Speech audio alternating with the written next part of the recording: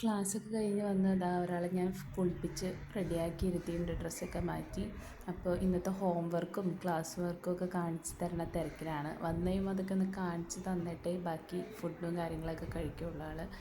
അപ്പോൾ അതൊക്കെ നോക്കി ഞാനും ഇന്നപ്പോൾ 2-3 ബുക്ക് തന്നിട്ടുണ്ട് അമ്മേ എന്നൊക്കെ പറഞ്ഞ് കഴിഞ്ഞിട്ട് ഇരിക്കുകയാണ്. ഇനി അതൊക്കെ എഴുതണം, എഴുതിപ്പിക്കണം, അങ്ങനെ ഒരു പരിപാടിയുണ്ട്.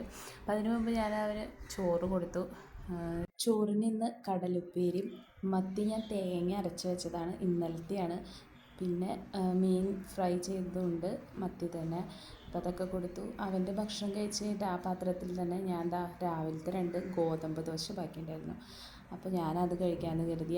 അങ്ങനെ 2 ഗോതമ്പ് ദോശയും 2 മീൻ വറുത്തതും കുറച്ച് മീനിൻ്റെ ചാറ് മാത്രമേ ഞാൻ എടുത്തുള്ളൂ കേട്ടോ.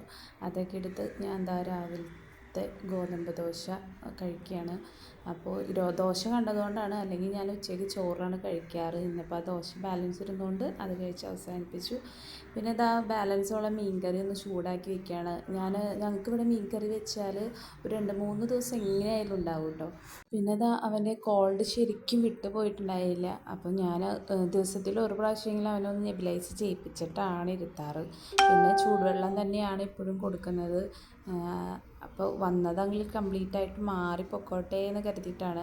ഇവിടെ ഇങ്ങനെ കാലാവസ്ഥ ഒരു ദിവസം വെയിൽ ആണെങ്കിൽ ഒരു ദിവസം നല്ല മഴ, അങ്ങനെയൊക്കെ ഇങ്ങനെ മാറി മാറി നിൽക്കുന്നത്, കംപ്ലീറ്റ് ആയിട്ട് മാറിപ്പോണില്ല ആൾക്ക്. പിന്നെ ഞങ്ങളൊരു വേഫി റോളൊക്കെ കഴിച്ച് അങ്ങനെ കുറച്ച് നേരം റെസ്റ്റൊക്കെ എടുത്തതിന് ശേഷമാണ് ഈ ഹോംവർക്കും കാര്യങ്ങളൊക്കെ ചെയ്യുക. അപ്പോൾ ഇന്നത്തെ വീഡിയോ എത്രയുള്ളൂ. Okay, by.